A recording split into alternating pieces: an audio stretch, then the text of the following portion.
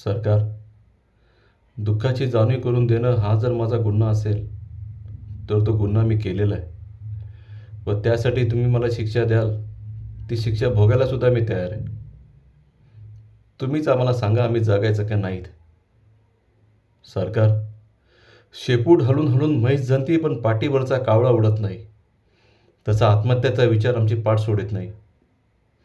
कोरड्या आबळावानी कपाळ असणाऱ्या बायका, बिनबापाची लेकरं असल्यासारखी माळावर फिरणारी जनावरं, हे सारं गावाला नजर लागली म्हणून नाही झालं सरकार. गावाकडे कोणाचीच नजर गेली नाही म्हणून झालं. शिकलो नसतो तर किती सुखात राहिलो असतो. अन्यायाची जाणीवच झाली नसती. देवाचा कोप झाला असं समजून बसलो असं अंधारात तुमच्या लाल दिव्याला हात जोडीत. गोचिडावानी सातबाऱ्याला चिपकून बसले सावकार आणि बुजगावण्यावानी उभय सरकार. आभाळ वाटतं सावत्र आईवानी.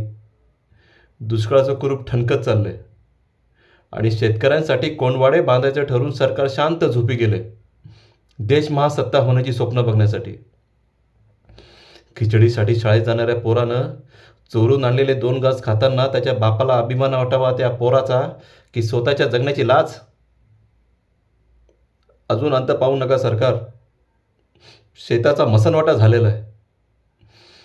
ज्या दिवशी शेतमालाला भाव मिळत नाही म्हणून उभं पीक जाळतो आम्ही, त्या दिवशी तुमच्या नावाचंच सुटकच पाळतो आम्ही.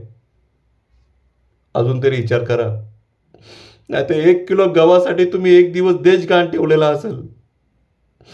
त्या दिवशी ध्यान देऊन बघा, माझ्या पिंडाला कावळं शिवलेलं असेल.